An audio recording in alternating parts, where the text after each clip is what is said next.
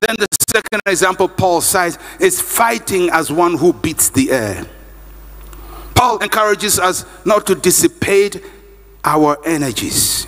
We must not beat the air. We must not do things which do not achieve results. When you throw a blow, there must be a target you're trying to hit. Don't go through life having activities without any expectation. A master will ask himself, why am I sitting in this meeting? Why am I having this conversation? Why am I attending this conference? Do you know that sometimes people just attend conferences to travel? Yeah, for sightseeing. Some of the greatest things may happen at a conference, but they were just sightseeing.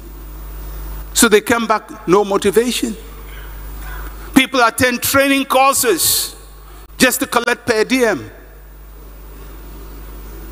Go for workshops, which we are very good at in this part of the world. Workshop upon workshop upon workshop upon workshop. No lesson learned, because the people sitting there are beating the air. They're just there, participating, showing up, marking the register, but nothing to be achieved. In our effort to become masters, there are two options that will be available to us, and we have to choose one of these two. And this is very important, because many of us are confronted with these two options and we're not too sure which one to choose. The first is to be extensive. To be extensive. What does that mean? It means to cover as wide an area as possible, to affect a very wide area. I describe it as doing 100 activities 10 times. Doing 100 activities 10 times. It gives you width, or digging 100 feet across and 10 feet deep. It gives you width. You have a width, but you have no depth. People who are extensive can speak on any subject. A lot of intellectuals are very extensive, read every book, studied everything. They've grown. They can become expert voices in an area, but they never become masters. They never become masters because they are spread a bit too wide. If you want to be a master, instead of being extensive, you have to be intensive. Intensive means to concentrate in a single area. You have to be thorough. Intensive is like doing 10 activities 100 times.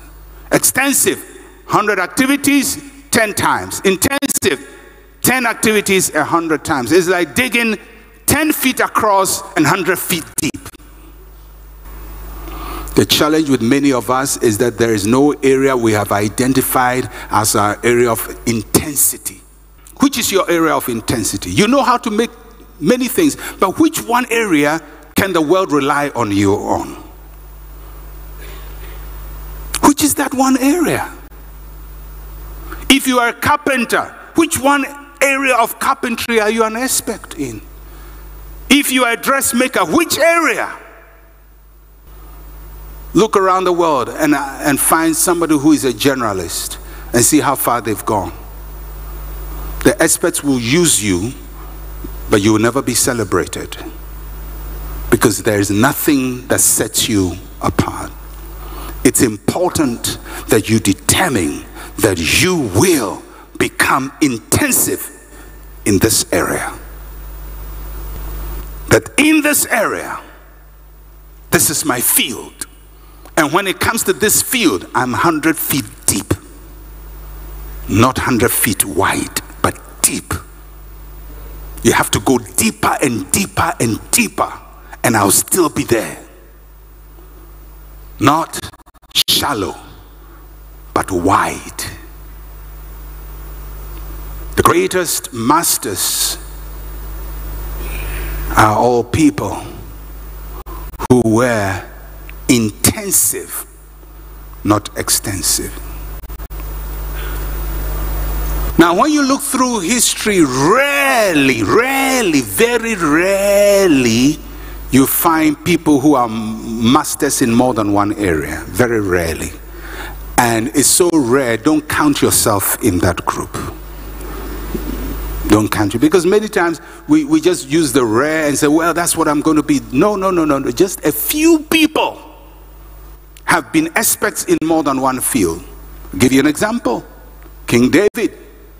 Master musician, master fighter. He fights and musics at the same time. Now that's a very unusual combination because most fighters are not very artistic. They use brute force. But David is poetic, musical, lyrical, and a great fighter. On the fighting field, number one. Music, number one. Look at his Psalms. But not many people are like that. Samson is just strength. Most people are just only one thing. But once in a while you find a David, or you find a Leonardo da Vinci who is able to spread across. But how many Da Vincis will come after him? Almost zero. You are not a Da Vinci, my friend, and you are not a David. You are you. Just stick with your intensity in one area. You must be able to say, this one thing I do. This one thing. And if you put it in my hand, I will do extraordinary things with it. Which is that area? If you are a human resource, which area of human resource are you an expert in? If you are in finance, which area in finance? Don't just ask for me, I do everything. It's like the Ghanaian medicine. Ghanaian medicine has no intensity, it's extensive. It will cure you from the top of the head to the soles of the feet. To cure take earwax from your ear. Take care of your catarrh. Take care of your eye problems. It will take care of your waist problem, whatever that means. Take care of knee problem. It will heal your stomach. It will give you free bowels. One medicine. And most of us are like Ghanaian medicine. We are extensive. No wonder nobody will recommend our medicine.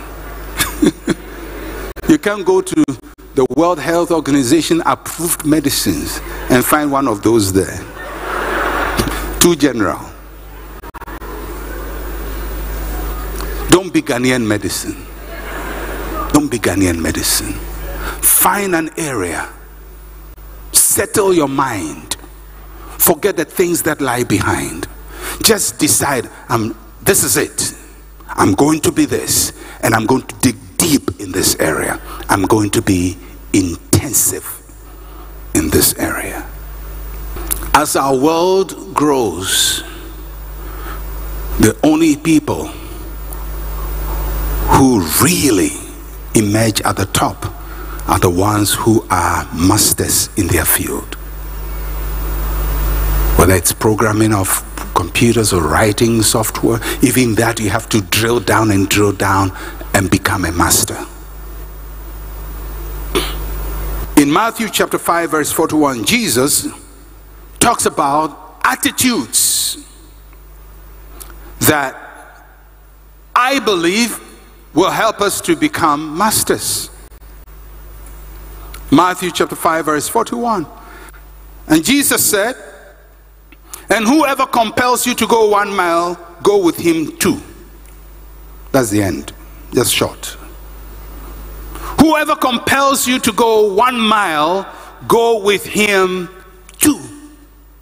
If you're going to become a master and have the hand of a master, you must determine that you would be in the recommended group. There are 2 groups here and 2 distances, but 2 groups here. The first group is what I call the 1 mile people. 1 mile people. 1 mile people are people who go where they are compelled to go. They do what they are told to do. Jesus says they compel them to go 1 mile. That's it. They stay 1 mile. That's what I was told to do. I was told to go 1 mile, and they stay 1 mile. 1 mile people. They do their work as their duty. They don't go beyond the call of duty. At best, they comply with laid down regulations, but they never initiate anything new. They don't create, they don't innovate on the job, and they never suggest new ways of doing what they are doing. They are 1 mile people. This is what you said I should do, and that's it. You tell them you're going to respond to the telephone, and when you respond to the telephone rings, pick the phone up and say, hello, this is XYZ company, what can I do for you? So anytime the telephone rings, they pick the phone. Hello, this is XYZ company, what can I do for you? Hello, this is XYZ. Very soon a computer will replace you.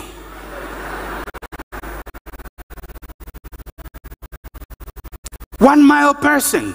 They will never come and say, sir, you know, the instruction you gave me, I've been doing it, but I think we can do it this way, I can extend it this way, or I can introduce new line in our introduction. No, I was told to respond, hello, this is XYZ company, what can I do for you? And they will do it sometime for 40 years, and they call that being faithful. I have done the same thing 40 years. No, you are lazy. Not faithful. Not faithful. It's a 1 mile mentality. People who only do what they are compelled to do, they do their work as their duty. They work to meet minimum requirements. They tick all the boxes but never pressurize themselves to do anything extra. If the pass mark is 50%, that's all they're going to aim for. They don't sacrifice for anything. They don't pay the price for excellence. Minimum requirements. This is what has been asked me to do, and that's it. So if somebody has a 1 mile mentality, he has 10 minutes. You tell him jump 100 times. He jumps 1, 2, 3, 4, and hits 100. He finishes it in 2 minutes. He has 8 minutes extra. He's standing down. Why are you standing? I'll finish. Finish doing what? Finish jumping. What about 8 minutes? You said I should do 100. 1 mile mentality. And many of us have 1 mile mentality. We never push ourselves. We never strive for anything. We do what is minimum. You find it in many offices. People with 1 mile mentality, always doing a minimum. You said I should do it, I've done it. I've finished my work. Well, if you finish 100 in 2 minutes, why don't you go to the boss and say, I finished 100 in 2 minutes, I still have 8 minutes. Is there something else you want me to do? But 1 mile mentality. I finish in 2 minutes. The 8 minutes, going to make a phone call. They enjoy the free time. Oh, I finished today. I finished very early. Now I can relax. 1 mile mentality. The people with 1 mile mentality, they work to earn their wages. All they aim at is to ensure that they are paid. And once they get paid, they don't even wonder whether their work has been productive. They think the work they do is a favor to their boss. There are people who think that they are doing their company or their boss a favor. 1 mile mentality. When you go to any company, you find people whose number 1 preoccupation is salary. They are 1 mile people. They're going nowhere. I'm not saying salary is not bad, but if that's your number 1 preoccupation, you are a 1 mile person. Always calculating salary, always calculating benefits, never asking, am I productive? How many times have you gone to your boss and asked, am I productive? Am I adding? Am I helping? Am I adding value to the company? Because you think you're doing them a favor. And people sometimes forget that their job, they are being paid on humanitarian grounds. Because your boss feels sympathy, that's why you are still there. They do all the assessments, they want to fire you, and they're thinking of your children, so they keep you there. But you think you are valuable. My friend, you are not valuable. You are not valuable. Have you ever asked whether you are valuable? You'll be shocked the answer you will get. That all this time you've been working for 10 years, it was humanitarian. It was charity. They feel bad for your children and your children's children. So you are kept on the job. Not because you've contributed, but because nobody really wants to take food out of the mouth of your children. And if you work for somebody, go and ask them, am I productive? The 1 mile people go where they're compelled to. They do their work as their duty. They work to meet minimum requirements, and they work just to earn their wages. But Jesus talked about what I call the 2 mile people. The 2 mile people is what is recommended. They go beyond where they are compelled to go. They look for ways to exceed expectation. The expectation is go 1 mile, they go 2 miles. They're always stretching boundaries. And why are they able to do that? Is because they work in line with their personal goals. They are self-driven by higher goals. Can you imagine if you recruit somebody who is an accountant in your job, and his personal goal is to be the topmost accountant in Ghana? Can you imagine his attitude at work? That person is not going to sit and complain, because they are driven by personal goals, not what they are compelled to do. What I'm compelled to do as a pastor is to show up every Sunday and talk for 45 minutes.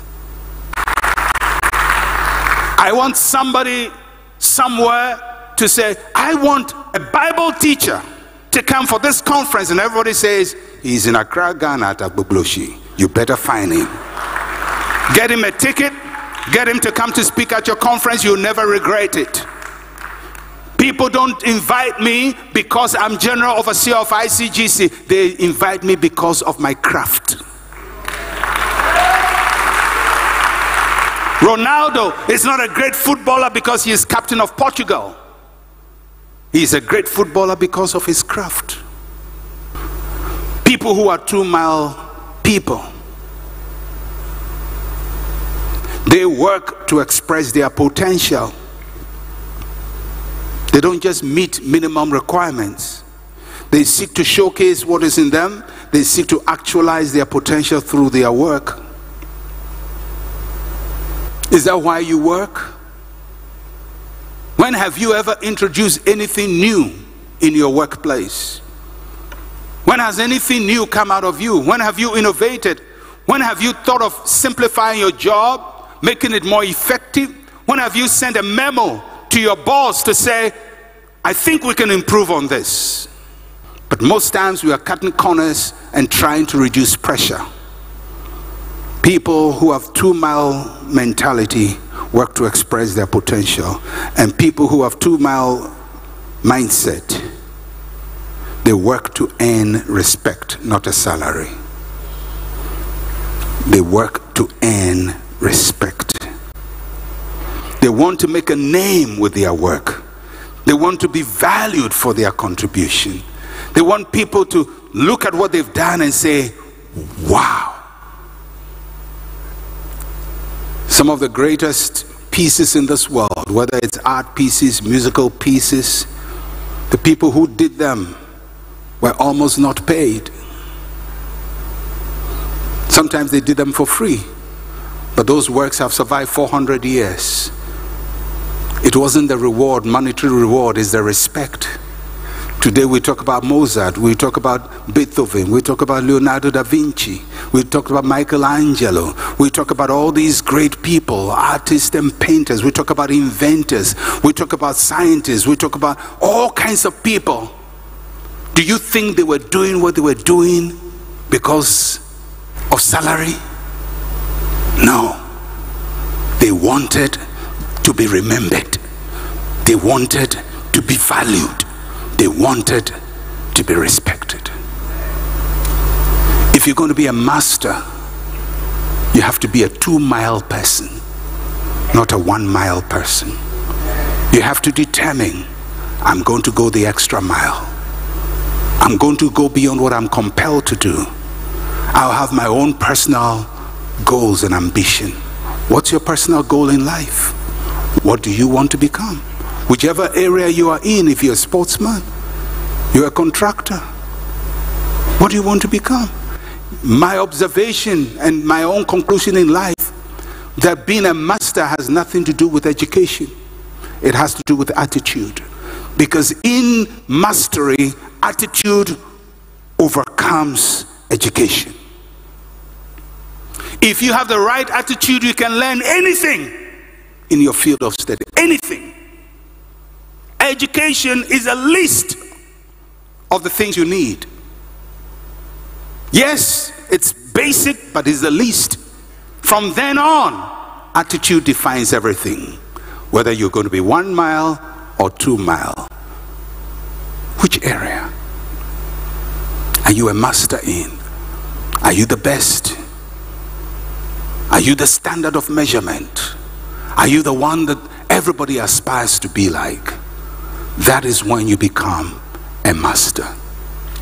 And I pray that in this house, we will not raise ordinary people, 1 mile people who only do what is expected. But in this house, we will have masters, master doctors, master accountants, master architects, master lawyers, master computer programmers, master dressmakers, master hair crafters, master cosmetologists, master in whatever area you have committed yourself to, master managers, master human resource people, whichever area you are in, you have to determine, I want to be a master in this area. And if you determine that, I can guarantee you with the right attitude, in 5 years you'll be a master.